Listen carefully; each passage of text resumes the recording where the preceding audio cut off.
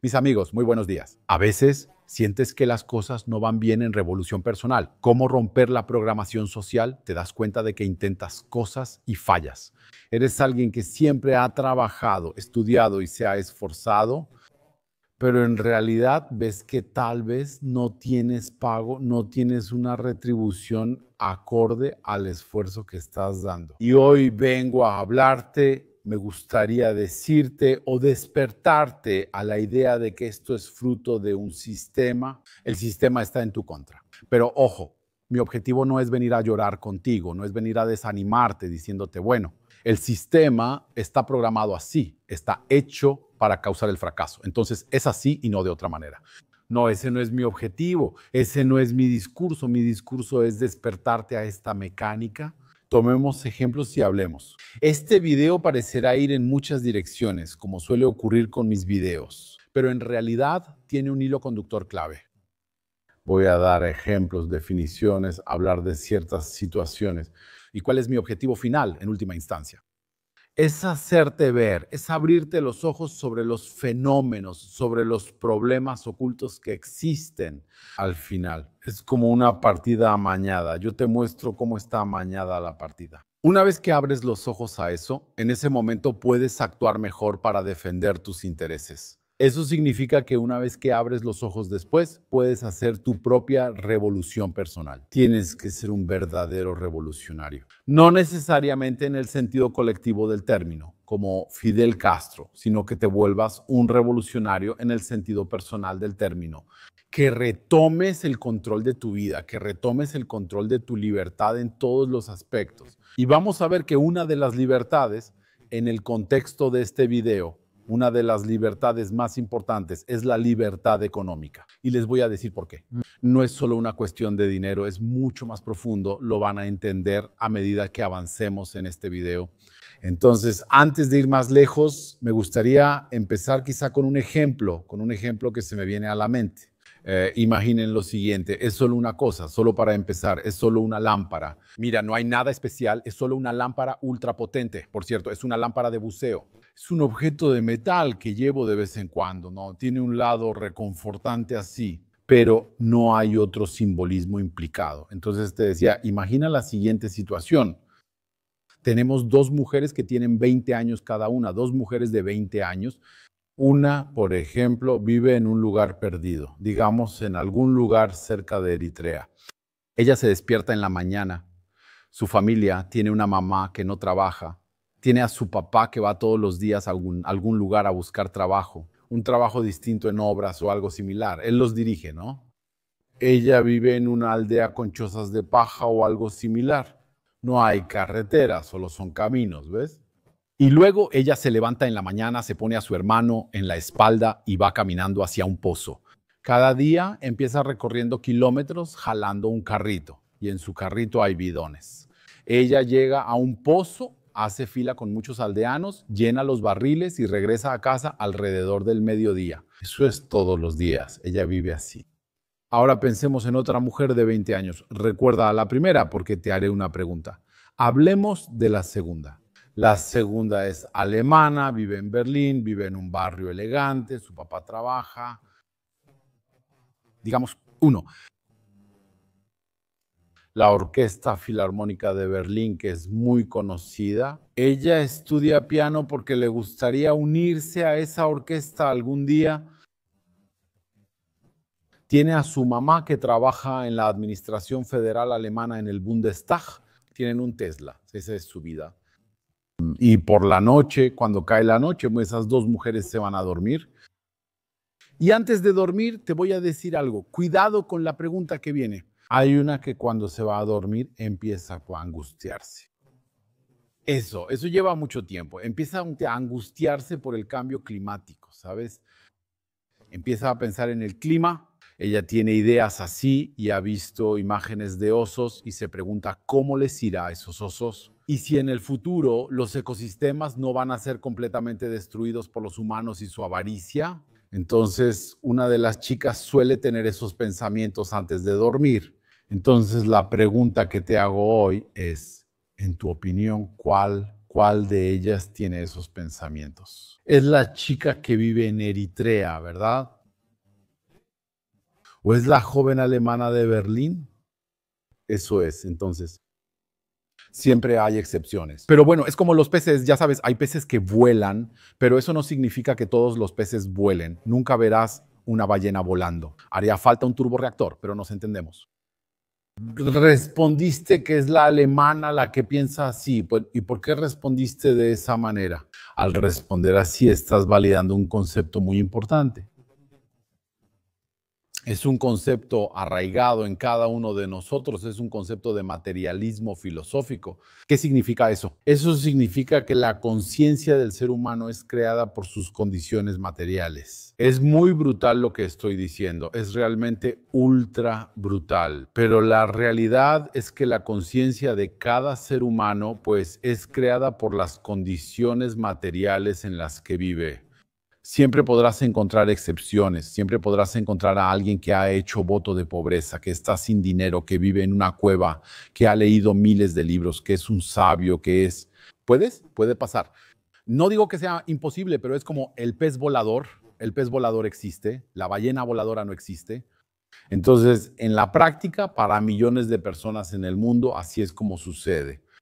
El otro problema con esto es que si miramos la filosofía humana, los más grandes filósofos, siempre podemos encontrar excepciones, por supuesto. Nos daremos cuenta de que eran personas que estaban en su sociedad, digamos, bastante, que formaban parte de la clase acomodada. Eran personas ricas y bien establecidas, como se dice, que pudieron precisamente acceder a cierto número de artes nobles. Algunos hacían música, no hacían literatura, política, iban a dar discursos en los parlamentos, todo eso también hacían filosofía. ¿Ves? De modo que la filosofía, en realidad, cuando ves las grandes corrientes filosóficas, tal vez sea así. Se puede defender, pero lo contrario también se puede defender. Es potencialmente la filosofía, tal vez sea la preocupación de las clases dominantes. Después de todo, ¿ok? Solo, te lo pongo entre paréntesis, lo dejamos ahí, lo abordaremos potencialmente en otro video, si este por supuesto les interesa, para mostrarme que tienen un interés particular en este video. Por favor, déjenme likes, suscríbanse, pongan un comentario, lo que les inspire. Si hay preguntas, así es como personalmente son cosas que tengo todo el tiempo en la cabeza. No hablo de eso todo el tiempo, no lo menciono constantemente. Pero eso está detrás de las acciones en mi vida, está detrás de todos los videos que hago, está detrás de los libros que escribo. Siempre está eso en el fondo, aunque hable de ello de manera tan cruda, lo hago bastante rara vez, pero si quieren que hable más de eso, háganmelo saber. Ok, ahora vamos a dejar eso de lado. El materialismo filosófico va a sustentar todo el resto del video. Lo vamos a encontrar de nuevo. En particular, por ejemplo, uno de los grandes, el gran maestro del materialismo filosófico es, por supuesto, Karl Marx. El marxismo, muy rápidamente, entre paréntesis, es la crítica del mundo capitalista. Y cuando digo crítica, ¿cómo se llama el libro? Das Kapital, el Capital, y el subtítulo es crítica de la economía política. La palabra crítica, ojo, no hay que entenderla en el sentido de que critico, hablo mal, ataco, digo cosas malas, vengo a criticar tu ropa, vengo a criticar tu trabajo. Se ha vuelto común. Si te critico, es porque hablo mal de ti. La crítica no significa realmente eso. Si vemos bien en la definición, por ejemplo, decimos un crítico culinario. Un crítico culinario no es solo alguien que visita restaurantes y critica negativamente. Él critica la cocina, la analiza, la desmenuza, la comenta. Crítico de arte es lo mismo. Crítico de cine es lo mismo.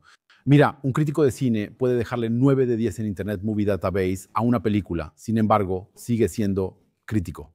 La crítica significa desmontar. Hay muchos libros con ese título. Por ejemplo, Emmanuel Kant escribió uno así.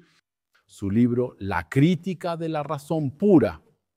Crítica de la razón pura, crítica siempre. Esa palabra regresa. Muchos filósofos han escrito libros que empiezan así porque en algún momento quisieron lanzarse a hacer una crítica. En un análisis profundo, Sartre escribió Crítica de la razón dialéctica. ¿Ves? Él también se lanzó a hacer una crítica. Entonces, es muy importante. Crítica no significa romper o destruir o decir que estoy en contra. No es eso para nada. El libro de Karl Marx, que se llama Crítica de la razón dialéctica. Ese es Sartre. Crítica de la economía política. Es un libro que va a desmontar completamente el sistema y analizar el sistema capitalista. ¿Qué hacemos con eso?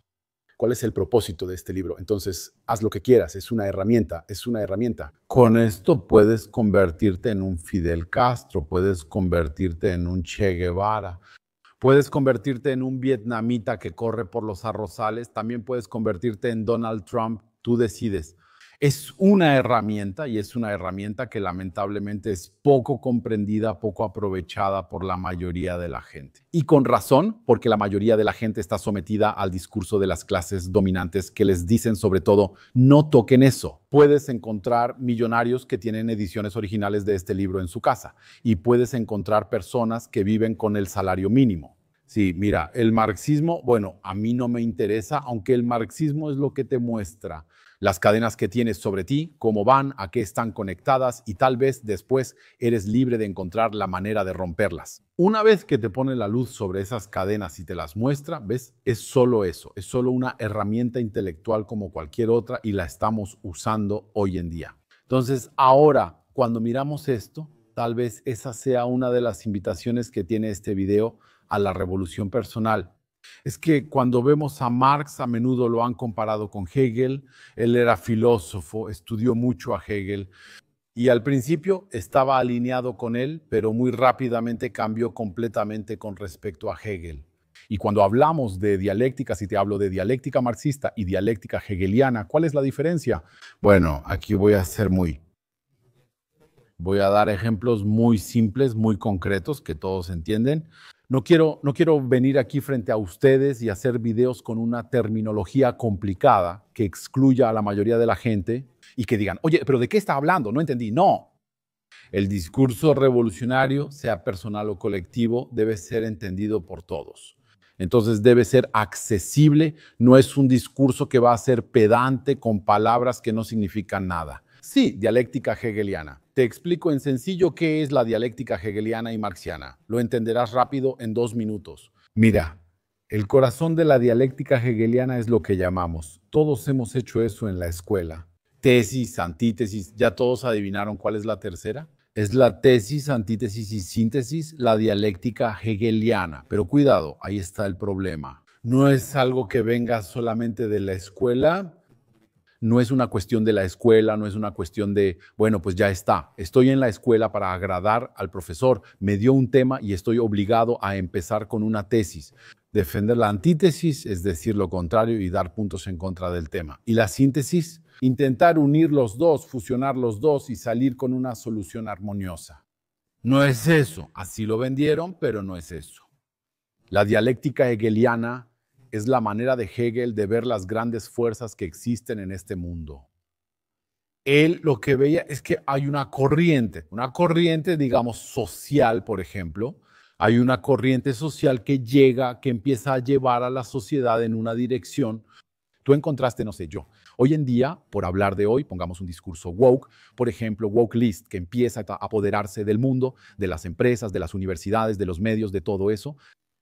Después, por otro lado, vas a empezar a encontrar una resistencia, vas a empezar a tener gente a los que llamamos conservadores o a los que llamamos de derecha o tradicionalistas o como sea, los nombres, a veces incluso apodos que unos les ponen a otros. Entonces, tienes algo que se enfrenta, ¿verdad? Luego llegamos a una nueva situación donde ambos se han fusionado y tenemos una síntesis. Esa es la visión, si quieres, social de Hegel. Así es como él veía el mundo. Pero entonces, ¿cuál es la visión marxista del mundo? Si tengo que usar una terminología hegeliana, ¿cómo podría definir a Karl Marx? Karl Marx es así, tesis, antítesis, ahí se detiene. Si buscas tesis, antítesis y revolución, tesis, antítesis y destrucción de ambas. ¿Quieres prueba? Es muy sencillo. Vas a buscar un texto que sea el texto más influyente de la historia de la humanidad. ¿De acuerdo? No estoy hablando de la Biblia aquí. Estoy hablando del manifiesto del Partido Comunista que fue escrito por Karl Marx y también por su compañero Carlos Engels. Carlos Engels, ya no recuerdo si se llamaba Carlos Engels.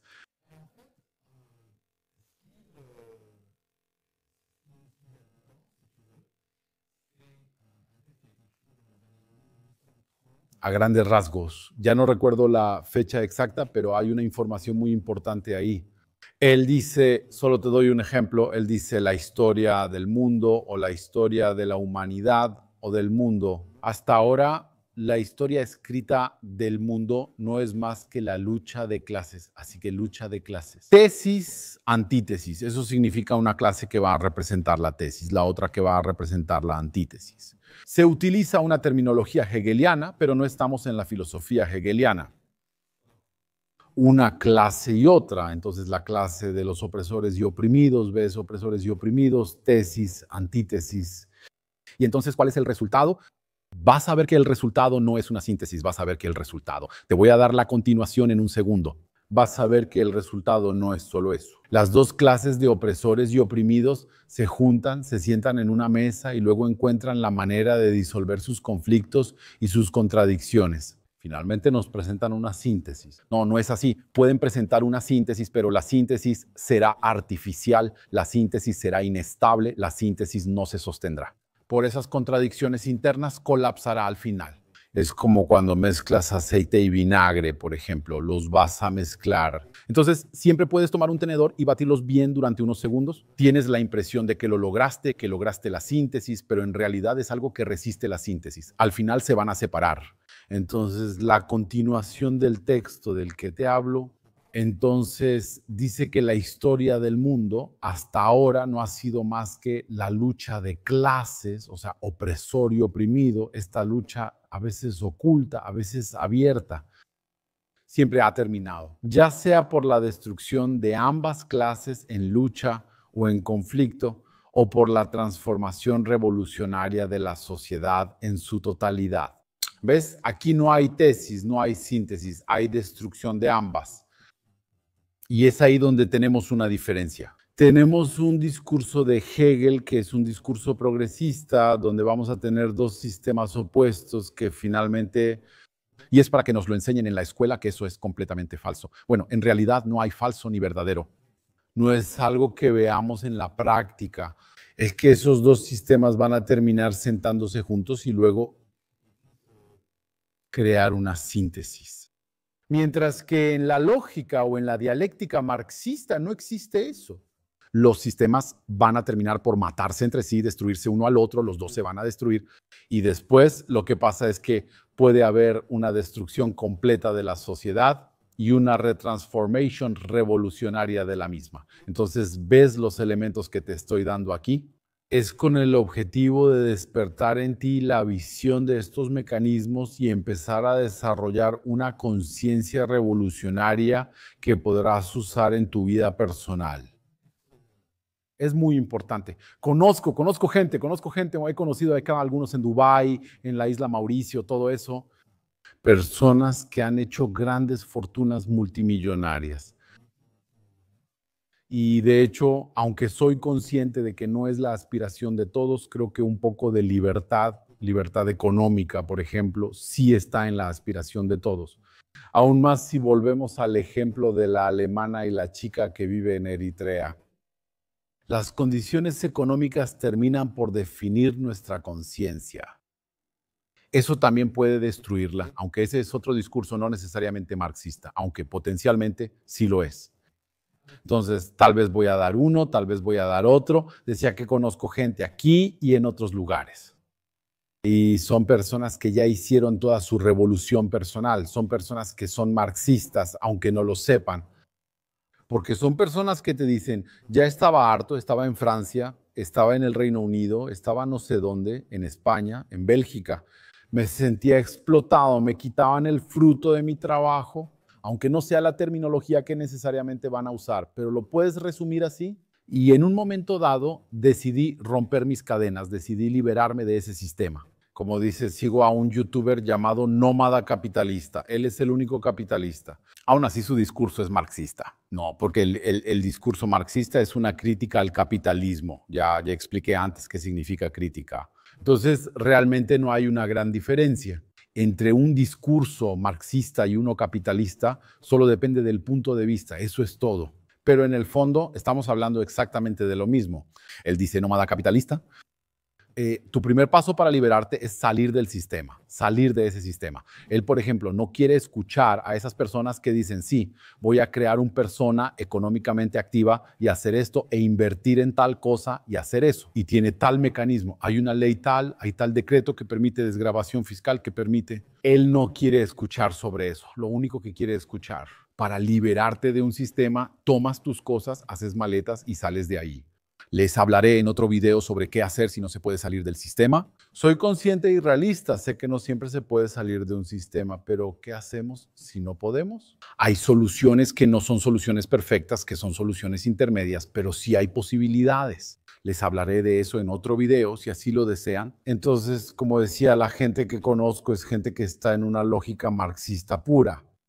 Quieren romper sus cadenas, quieren recuperar el fruto de su trabajo, recuperar su libertad, su tiempo con sus hijos, ¿no? Su tiempo con su familia, su salud física, su salud mental. Estamos en un discurso revolucionario. Han hecho su propia revolución personal, aunque no usen ese término. Entonces continúo. Les voy a hablar de otro ejemplo que se va a unir al primero, pero en una lógica más colectiva. Hablé de conciencia y de dos chicas, una en Alemania y otra en Eritrea. Hoy me gustaría hablarles, por ejemplo, del Reino Unido. Van a ver, les voy a describir una situación muy particular. En el Reino Unido, si lo observan, el país tiene una obsesión muy fuerte que ya no necesita demostrarse. Para los bancos y para los préstamos, la sociedad vive de préstamos. Llegas a una calle, puedes ver las casas, te garantizo que pertenecen a los bancos. Las personas que viven ahí pagan mensualidades a los bancos. Pagos, por cierto, que son muy variables según las tasas de interés del Banco de Inglaterra, lo que significa que el Reino Unido todavía vive en la era victoriana, no ha modernizado ese sistema y las familias tienen que absorber los impactos de las políticas financieras del país, lo cual es realmente muy grave. Eso no sucede así en prácticamente ningún país desarrollado hoy en día, pero allá todavía pasa así. Eso pertenece a los bancos. Los autos estacionados enfrente pertenecen a los bancos. Entras a las casas, abres el closet, la ropa fue comprada con tarjeta de crédito, se acerca la Navidad. Los regalos que están bajo el árbol fueron comprados con préstamos de consumo, tarjetas de crédito y otros. Entonces, en realidad es la vida a crédito. Entonces, en la lógica de la vida a crédito, también decidimos financiarizar todo. Todo debe ser un pretexto para crear una oportunidad de crédito para los bancos. Por ejemplo, los estudios. En muchos países del mundo esto se considera estratégico. Es una cuestión de vida o muerte para una nación. Permitir que tus jóvenes brillantes, motivados, que tienen 18 años, que tienen 19 años y medio, que quieren ir a estudiar, convertirse en médicos, convertirse en ingenieros, convertirse en algo, debes permitirles eso, aunque sea a pérdida. Haz lo que sea, cobra impuestos a la gente, vende petróleo, vende gas, vende lo que sea, prívate de otras cosas. Haz lo que tengas que hacer, haz lo que sea necesario para que esos jóvenes puedan estudiar. En muchos países del mundo lo que se hace es que uno puede estudiar a veces durante 5 años, 10 años. Se puede estudiar simplemente pagando una cuota de inscripción. Vas con un acta de nacimiento, una foto, llegas a la secretaría, sello, listo, y luego recibes tu credencial de estudiante en la oficina de al lado. Así de simple. No es el caso en el Reino Unido. El Reino Unido decidió convertir los estudios en privilegios de casta. La gente tiene que pagar decenas de miles de euros al año por el privilegio de estudiar. ¿Por qué? Porque al Estado no le interesa formar a las futuras generaciones, solo le interesa encarcelar a la mayor cantidad de gente posible en un sistema de deuda que beneficia a los bancos. Así que esa es la historia. Cuando llegas al Reino Unido vas a notar que, por ejemplo, vas al hospital y verás que la mayoría del personal del hospital es de origen extranjero. Los médicos casi todos pertenecen a un solo grupo étnico. Muchas profesiones están casi totalmente ocupadas. No voy a decir exclusivamente, pero nos entendemos. De la India, vienen de la India.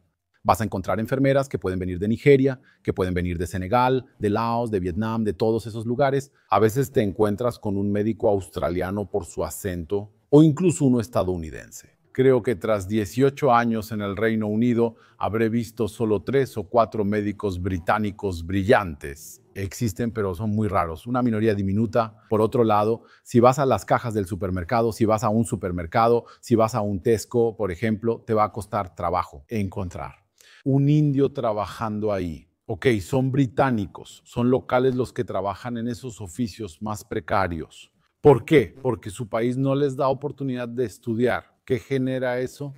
Eso necesariamente crea un país que no forma, que no les da la oportunidad a sus hijos, tiene que traer a los profesionales que necesita del extranjero. Esto crea olas de inmigración que causan la insatisfacción de los locales, lo que genera una fractura dentro del país, una fractura social muy importante. Se convierte en un tema electoral, se convierte en un tema social, causa tensiones. Y después, bueno, tienes el país tal como lo puedes ver, que hoy en día es irreconocible. ¿Qué nos dice eso? Eso nos muestra que las decisiones, y esto es clave, fue algo observado por Karl Marx, quien no lo definió, solo lo observó como un agudo observador. De hecho, las decisiones económicas que tomamos no solo definen quién se va a volver rico, quién se va a volver pobre, quién va a ganar dinero, quién lo va a perder. No, no es eso.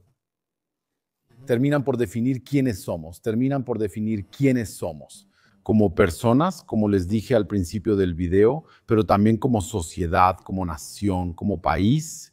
Mira, tomas decisiones puramente económicas, solo basta con decidir, por ejemplo, que bueno, los estudios yo quiero que cuesten 25,000 euros al año como mínimo. Y luego, bueno, vamos a traer bancos socios y ellos van a prestar. 30 años después tienes Reino Unido, ni siquiera sabes cómo llegaste ahí, tomaste una decisión económica. La decisión económica es siempre una decisión social. No ves el resultado necesariamente de inmediato, pero lo ves después. Las decisiones económicas que tomamos como nación terminan por definirnos también como personas. De hecho, te estoy hablando de eso. Así que vamos a avanzar. Si lo ves hoy, hay varias maneras de hacer las cosas, como siempre ha habido varias maneras de hacer las cosas. Te doy un ejemplo muy sencillo.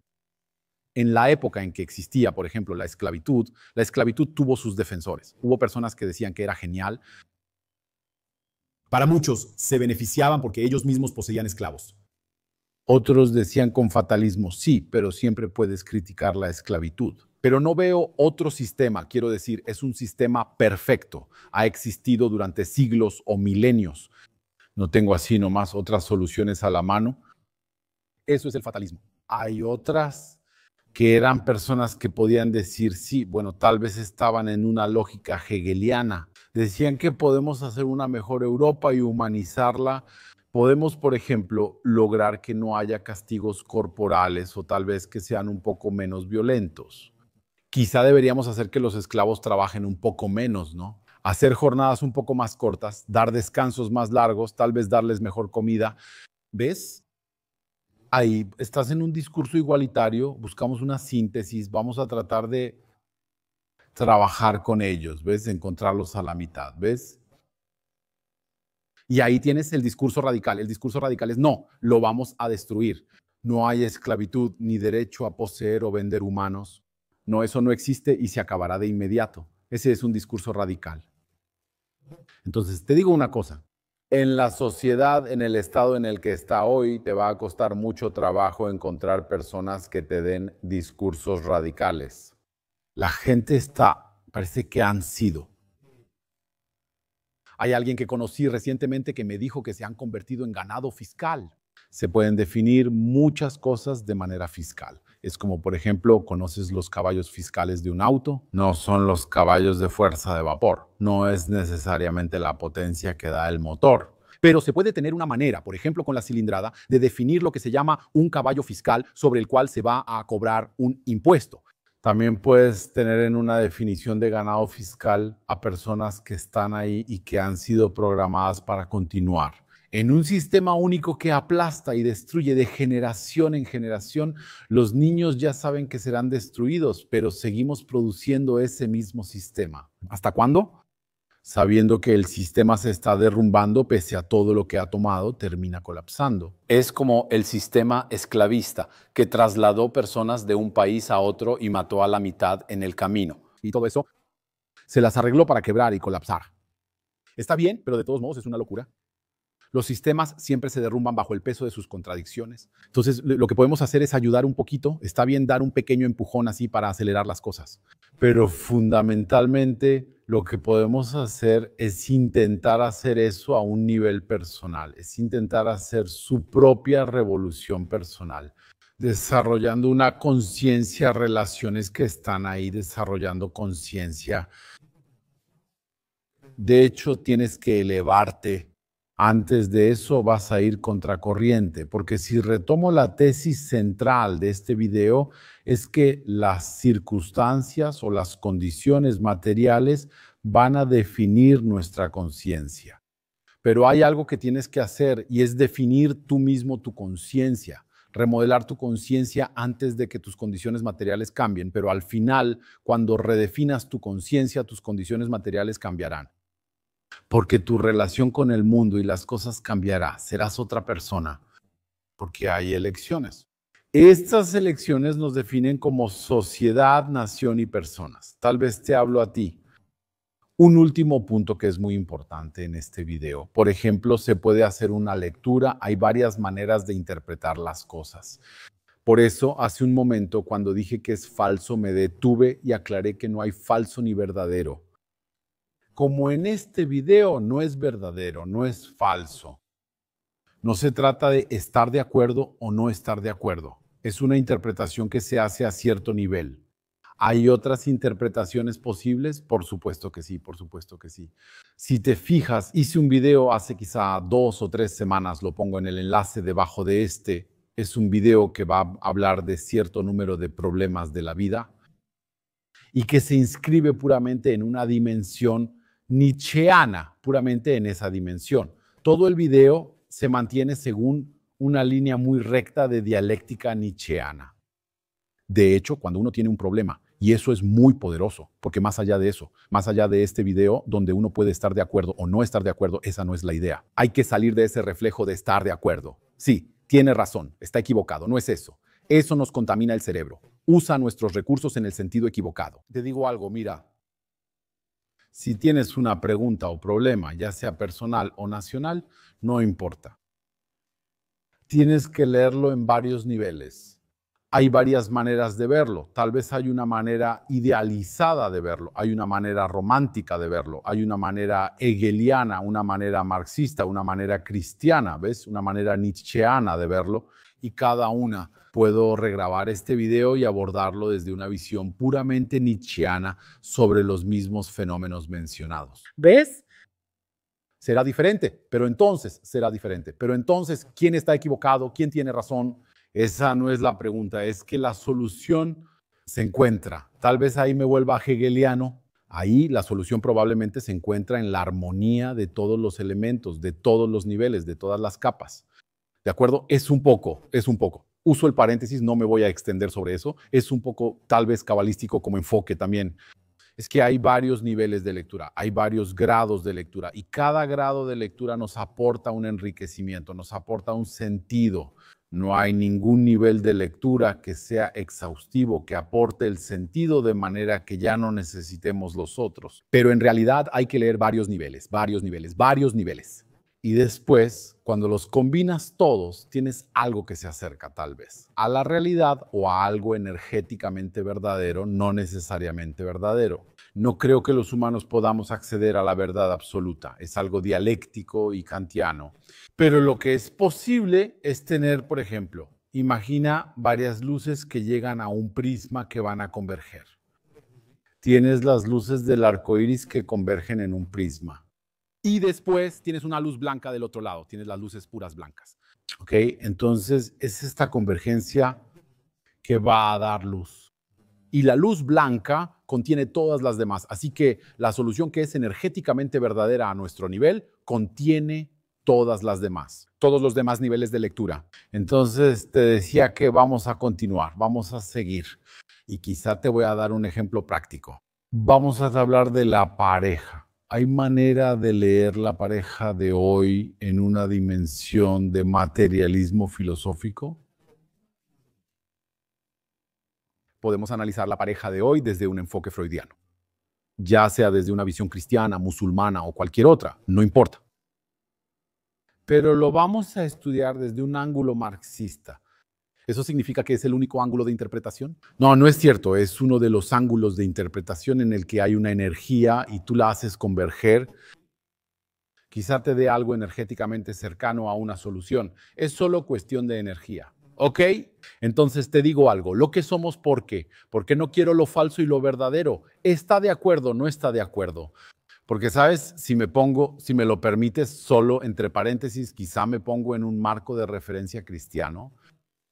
Sabes que la mayoría de la gente no es lo suficientemente mala o malvada como para merecer el infierno y la mayoría no es lo suficientemente buena como para merecer el paraíso. ¿Ves a lo que me refiero?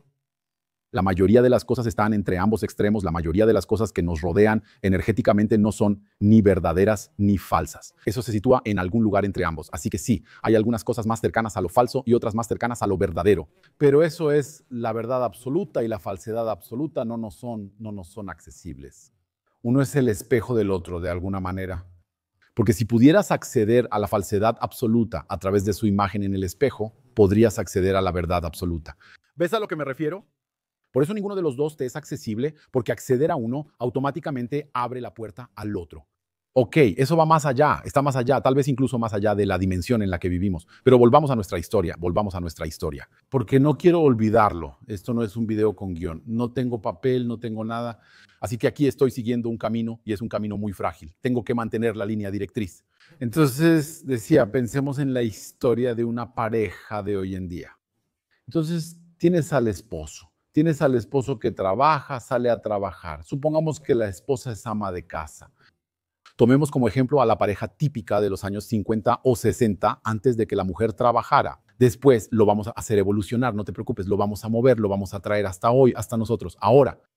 Entonces, si tomas esa pareja, el hombre que sabe, el hombre sale a trabajar. ¿Trabajar en qué tipo de sistema? Trabajar en un sistema, digamos, capitalista, significa que está en la clase de los oprimidos, va a trabajar, va a proporcionar un excedente de valor que será capturado por su empleador, que también será capturado por el Estado. Una vez que recibe dinero en mano, lo va a distribuir entre pequeños capitalistas.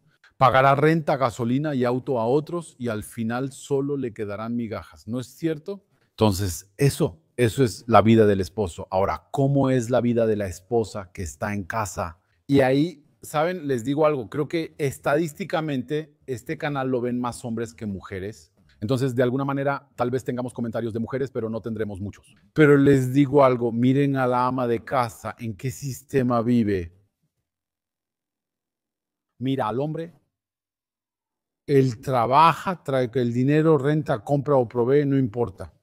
Proveer una casa, va a proveer una cocina, va a proveer una lavadora y entonces va a proveer una lavadora, por ejemplo. Y entonces, ¿qué va a salir de la lavadora?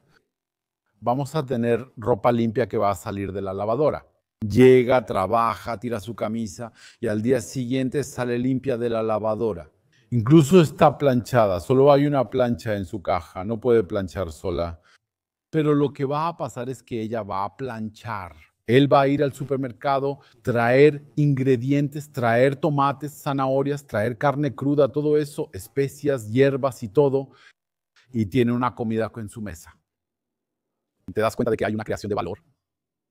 El paso de la mujer.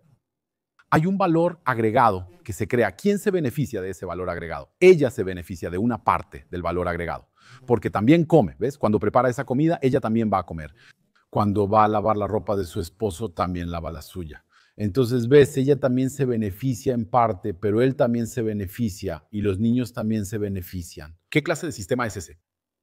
Quizá te estoy llevando un poco hacia atrás. En la época de la feudalidad teníamos al señor feudal. El señor feudal era un terrateniente, por ejemplo. En esa época no podías simplemente ir y comprar una tierra así nada más.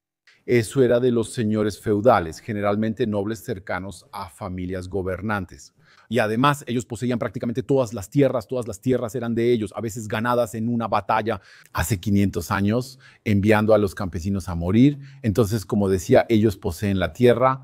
Y bueno, como ellos que lo rechazan, lo dije antes en el video, prefieren hacer filosofía, política, música, empolvarse la cara e irse a reír a carcajadas en fiestas. Te imaginas bien que ir a recoger papas con las manos desnudas no es lo suyo, porque sus manos son demasiado delicadas. Ir a las 5 de la mañana, sacar la vaca del corral y todo eso, e ir a hacer de purinero o de recogedor de estiércol o lo que sea, no es lo suyo. Entonces, ¿qué hacen? Hacen esto. Hay un tipo que va a su casa. Entonces, en la casa del propietario feudal, ahí está, va a decirle al señor feudal, le va a decir esto. Tienes una tierra allá, ya sabes, ahí, detrás del bosque, cerca de la montaña, tienes una tierra, tienes como 10 hectáreas, ¿de acuerdo? Entonces, lo que me gustaría es que me des esa tierra, que me la des. Y luego, lo que yo hago, voy a hacer esto.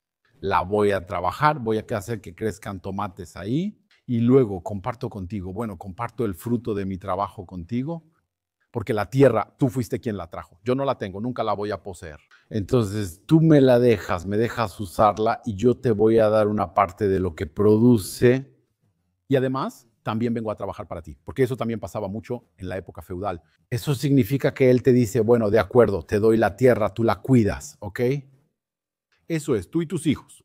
Me vas a dar una parte de la producción, así que cada vez que coseches, me vas a dar una parte de la cosecha. Pero también me gustaría que vinieras a mis establos, digamos 3 veces por semana, me gustaría que vinieras a mis establos. También necesitamos quien cuide mis animales, etc. Así que tienes que hacerlo. Él te da las herramientas de producción que él posee, porque tenía el monopolio de las herramientas de producción, así como hoy en día el sistema capitalista tiene el monopolio de las herramientas de producción. ¿Ves? ¿Y qué haces tú? Vas a trabajar para él y a cambio él te permite acceder a una parte del usufructo. Entonces, la mujer, volvamos a la mujer, la lavadora, ¿de acuerdo? ¿Quién compró la lavadora? La compró el esposo, que en este caso es una especie de señor feudal, ¿ves? Estamos en la feudalidad dentro de la familia. Entonces, tenemos al señor feudal que compra la lavadora, que compra el refrigerador, el congelador, todo eso, las herramientas de producción, ¿ves? De las cuales tiene el monopolio. Y luego su esposa, bueno, ella los usa y luego le va a proporcionar un valor agregado. Entonces, el esposo vive en un sistema capitalista, la esposa vive en un sistema feudal, pero verás, existe una transferencia de valor entre el sistema feudal y el capitalista. ¿Por qué? Te digo, imaginemos que la esposa no existe en el inconsciente, no solo en una pareja. Puedes encontrar a alguien que vive solo, pero no es eso. Pero imaginemos que la esposa no aportara ese valor y que el hombre tuviera que pagar por el valor que la esposa aporta. Entonces, por ejemplo, cada día tendría que llevar su ropa a una lavandería donde la lavarían, la plancharían, todo eso y la volverían a poner en el armario. Tiene que pagar cada noche para comer, o sea, tiene que pagarle a un chef que venga a la casa a cocinarle y así sucesivamente. Entonces, ¿qué pasa? Eso le va a salir muy caro. Entonces, la mujer está aportando un valor que se puede definir de manera numérica. Con dinero se puede definir qué está haciendo la mujer. Ella está indirectamente subvencionando al capital. ¿Por qué? Porque está proporcionando una cantidad de servicios de forma gratuita, que si el hombre tuviera que pagar por esos servicios, no podría trabajar sin exigir que su empleador le pague mucho más. Es el empleador quien debería pagar eso. Pero el empleador ahora sabe que hay una mujer en casa y sabe que ella proporciona muchos servicios que normalmente costarían muy caro. Pero él no lo necesita.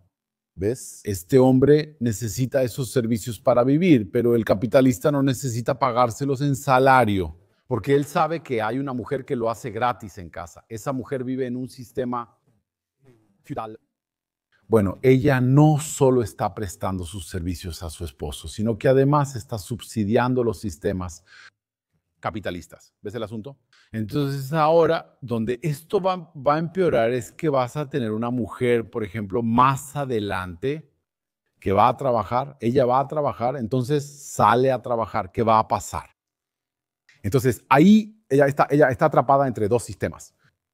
Cuando sale a trabajar, está en un sistema capitalista que le va a quitar lo esencial del fruto de su trabajo. ¿Ves? Igual que a su esposo. Entonces está sometida a las mismas restricciones, pero cuando regresa a casa vuelve. ¿Qué debe hacer ella? Ella debe rápidamente cocinar rápido para el tipo que va a venir, cocinar rápido para su hijo y todo eso. Entonces, ¿qué va a pasar? Al final, ella se encuentra entre dos sistemas. La están exprimiendo en un sistema capitalista afuera y la están exprimiendo en un sistema feudal por dentro. Por eso hoy muchas mujeres se agotan y muchas parejas se rompen. Pero ¿cuál es el secreto de la longevidad de algunas parejas?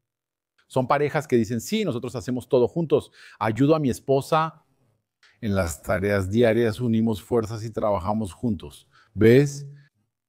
Y ahí tienes una pareja que se parece más al comunismo primitivo, donde la gente hacía todo junta, que a una pareja que se parece a un sistema feudal. ¿Ves? Entonces, mira, solo desde una lectura puramente marxista, basada en la filosofía materialista o en el materialismo filosófico, ves que se pueden desmontar y encontrar problemas de pareja y entender su origen sin siquiera necesitar usar otro nivel. No digo que si no usamos otro nivel no tendríamos acceso a uno, a más información, a más herramientas, claro, pero viste que ya en este nivel tenemos muchísimas cosas, ¿ves?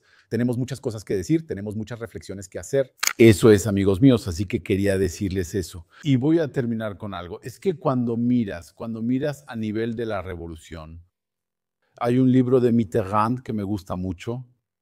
Tengo una copia en el Reino Unido que está firmada por François Mitterrand, él mismo.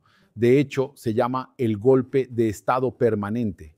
Y de hecho, en este libro, él insiste, entre otras cosas, en la continuidad de la revolución. Porque, y aquí tal vez voy a hacerles mi Fidel Castro, la revolución, ya sea nacional o personal, no es una sola. Y eso nos engaña a menudo, porque, ¿sabes? Cuando somos niños tenemos fechas en el calendario, hacemos fiesta, y hoy es la fiesta de la revolución. Generalmente le damos una fecha. Hay muchos pueblos en todo el planeta, y si les preguntas, haces una encuesta en la calle, verás que cada uno tiene una fecha en el calendario. Al final las tendrás todas, al final tendrás los 366 días de revolución. De hecho, la realidad es que la revolución es algo permanente. Como decía Mitterrand, el golpe de Estado permanente es como la revolución permanente. Porque no es porque hayas hecho una revolución personal que en algún momento hayas roto una atadura. Tomaste una decisión radical y es ahí donde suele suceder al tomar decisiones así. Cuando decidí salir del Reino Unido fue una decisión radical, no hegeliana ni de síntesis. Intentaba hacer. En la síntesis eso significaba tratar de componer con el sistema, pero llegó un momento en que necesitaba una transformación revolucionaria en mi vida. Eso significaba en ese momento que ya no era posible. ¿Por qué? Porque eso conduce a la destrucción de ambos sistemas en conflicto. Entonces, o el colapso del Estado británico, espero hasta que colapse, pero esa agonía puede durar, está agonizando ahora, pero puede agonizar durante 30 años más. O espero la destrucción total de mi vida, o la otra opción. Me dirijo hacia una transformación revolucionaria, ¿ves? Transformación revolucionaria que empieza por sustraerse de este sistema. Y ahí es donde tenemos una acción radical. Por otro lado, una cosa, esto no es, mira, puedes decir que sí, pero dejé el Reino Unido, sí, este año, todo eso está bien, pero ya había dejado mi país de nacimiento hace mucho tiempo. Tenía 17 años cuando dejé mi país de nacimiento. Entonces, ¿por qué dejo mi país adoptivo después? Porque la revolución es permanente, así es. No es porque hayas tomado una acción. Ahora, y esa acción te permitió resolver un problema y empezar una marcha para cambiar tu vida, retomar el control de tu vida, de tu cuerpo, de tu mente, de tus finanzas, de tus ingresos y todo, no es que no haya terminado. La revolución no es una fecha en el calendario, no puedo tomar la fecha en la que compré el boleto de avión. No basta con un boleto de ida para salir de Londres y decir que ya hiciste la revolución. Es un trabajo diario, todos los días.